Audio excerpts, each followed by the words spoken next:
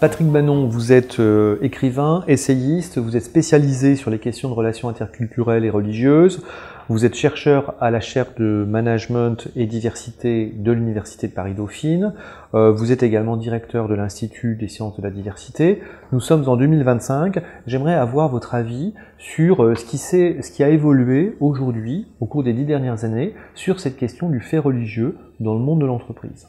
C'est la mixité. C'est l'augmentation de la proportion de femmes qui ont accès à des postes à responsabilité. Et ça a un impact sur ces questions de religion? Oui, tout simplement parce que toutes les religions du monde se sont construites autour d'une séparation de territoire, de statut social entre le féminin et le masculin. Et là, vouloir rassembler ces deux parties de l'humanité, c'est d'abord une démarche éthique et c'est une démarche de justice, mais c'est une refondation du monde. C'est-à-dire que la société, en gros, devient un projet collectif. Est-ce que vous voyez d'autres évolutions?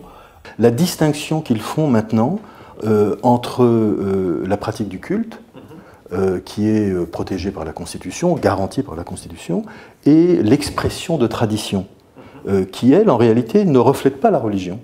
Et donc, aujourd'hui, ce qui est peut-être le plus encourageant, c'est que maintenant les fidèles arrivent à faire la distinction entre les deux. Vous pouvez citer un exemple? Comment ça se traduit concrètement aujourd'hui, en 2025, cette distinction? Vous savez, en gros, les religions sont des avancées sociales, toutes, au moment où elles s'édifient. Elles n'ont pas vocation à empêcher les gens de travailler. Le travail, d'ailleurs, a souvent le même poids, je dirais, que le culte. C'est-à-dire qu'ils prennent conscience qu'on a le droit de suspendre son jeûne quand on le décide, pour des motifs, mais on a le droit de le faire, on a le droit d'organiser, en fin de compte, on a le droit de prier aussi, au moment où on le veut, ou de ne pas prier.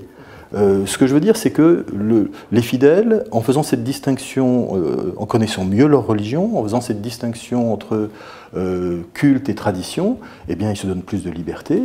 Et ça leur permet de travailler vraiment de façon inclusive avec l'entreprise.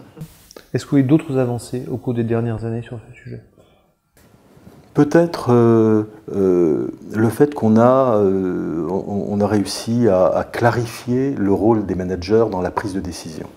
C'est-à-dire tout simplement qu'on est parvenu à redéfinir les critères d'appréciation des demandes religieuses, qu'on est parvenu à redéfinir les critères d'accompagnement des pratiques, mais aussi de la restriction de la liberté religieuse.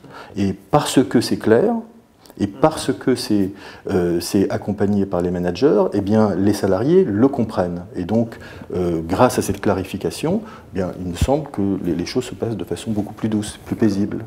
Et la laïcité était et reste l'arsenal, l'antidote à toute inégalité religieuse, à toute inégalité homme-femme. Là où je suis un peu heureux de cette évolution sur la laïcité, c'est qu'à aucun moment nous n'avons étendu le principe de laïcité du service public à l'entreprise de droit privé. Vous vous souvenez, je vous avais interviewé il y a 10 ans sur ces mêmes sujets. Regardons ensemble cette vidéo tournée en 2015. Patrick Banon, cette question du fait religieux dans le monde de l'entreprise, est-ce que c'est un sujet pour les entreprises? Est-ce que c'est une problématique à traiter par les directions d'entreprise? Sans aucun doute. Les religions sont un vrai sujet, tout simplement parce que tous les groupes humains sur Terre ont des religions. En réalité, le monde est religieux et il ne va pas terminer d'être religieux.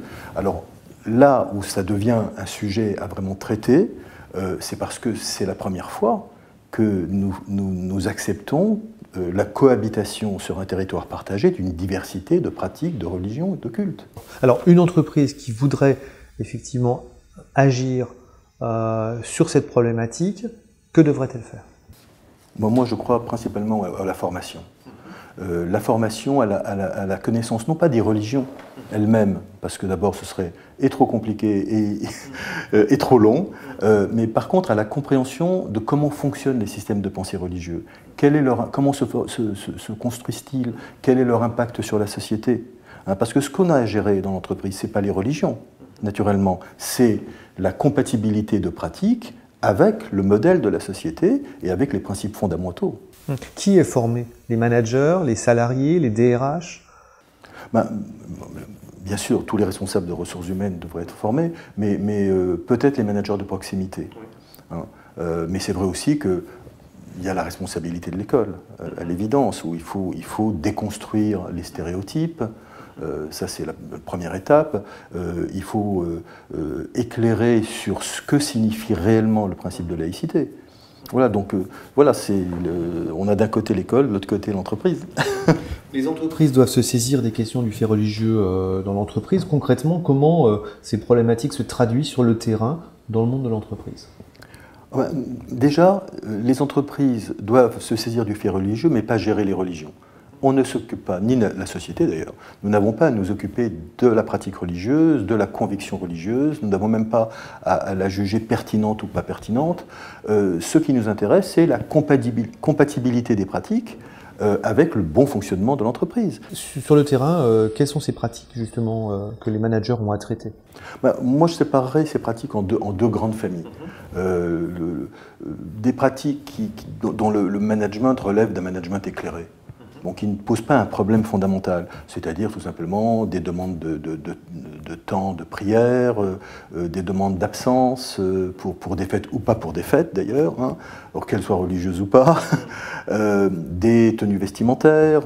Donc, cette approche-là, ces questions-là, je pense qu'elles se gèrent avec un management éclairé par des managers qui ont été formés et qui ont la distance nécessaire à prendre les bonnes décisions éthiques, équitables. Et puis, il y a aussi une catégorie de demandes, et il ne faut pas se cacher, hein, il y a une catégorie de demandes qui sont en rupture sociétale. Et à ce moment-là, comme par exemple l'égalité homme-femme. Hein. Et donc, sur ces sujets-là, je ne pense pas qu'on puisse être ouvert. Que de progrès accomplis en 10 ans. Notre société et le monde de l'entreprise sont plus humains.